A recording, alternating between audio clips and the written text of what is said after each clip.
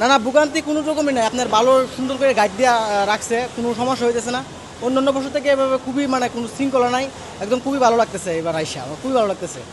আমি নিজে নিজে প্রাউড ফিল করতেছি যে না এবার ঠিক আছে। নিরাপত্তা ব্যবস্থা কেমন? নিরাপত্তা খুবই ভালো, খুবই ভালো। তবে এই যে হয়তো যদি ট্রেনের ভিতরে যদি কোনো ক্রাইসিস হয় এটা জানি না, তবে এই যে কমলাপুর পর্যন্ত দেখছি খুবই ভালো। এবার ফার্স্ট যাবো আমি মামি সিং থেকে রাত্রকোনা এবং সুনামগঞ্জ এই দিকে হয়ে যাবো আর কি, মোহনগঞ্জ এক্সপ্রেস। না না, আমি এভাবে কাজ করি। তো ওভারঅল সব মিলে ভালোই, কোনো ভোগান্তি হয় নাই, অনলাইনে কাটা হয়েছে। কতদিন আগে টিকিট কেটেছেন? আমরা 10 দিন আগে টিকিট কাটা হয়েছে। না সব কিছু ভালোই ছিল, এত জ্যাম হয় নাই, সব কিছু ওভারঅল সব কিছু ভালোই। হ্যাঁ, আসার পরে এই যে আমাদের বগি ছিল নিয়ে বগি, এখন নাকি বগিটা চেঞ্জ করা হয়েছে। আমরা তো ব্যাগপত্র নিয়ে উঠে পড়ছিলাম, এই আর কি একটু ভোগান্তি হলো এখানে, আর কিছু না।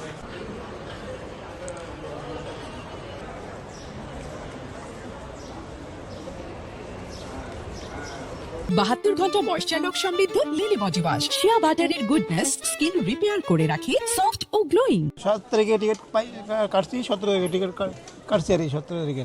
নিরাপত্তা মোটামুটি ভালোই ব্যবস্থা আছে, কিন্তু 2-1 দিন পরে ঝামেলা হইতে পারে, মনে হয় বেশি এরকম সমস্যা হতে পারে। কিন্তু ওখান তো আপাতত 2-1 দিন নিরাপত্তা ভালোই আছে।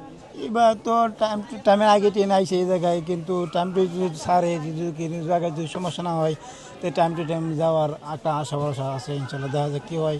বাকি ট্রেনগুলো খুব সময় মতোই চলছে। আর অন্য অন্য ঈদের তুলনায় এই ঈদে দেখলাম যে নিরাপত্তা কর্মী বেশি।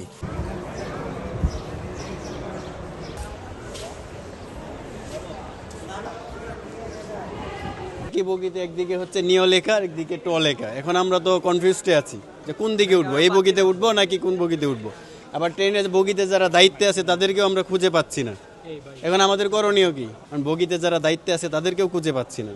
হ্যাঁ, এক্সট্রা বগি থাকলেও তো তাদের দায়িত্ব ছিল যে সবগুলা ঠিকঠাকভাবে গুছিয়ে দেওয়ার জন্য, এগুলো তো দেয় নাই তারা। না, আলহামদুলিল্লাহ টিকিট কাটতে একটু ভোগান্তি হয়েছে অবশ্য, কিন্তু কারেক্ট টাইমে ঢুকতে হয়েছে ওয়েবসাইটে। আর যে ভিড়টা ভাবছিলাম অবশ্য এরকম ভোগান্তি নাই, সুষ্ঠুভাবে যাতায়াত করা যাচ্ছে। তো ঈদ উপলক্ষে আশা করি এখনও তেমনভাবে চাপ হয় নাই আর কি।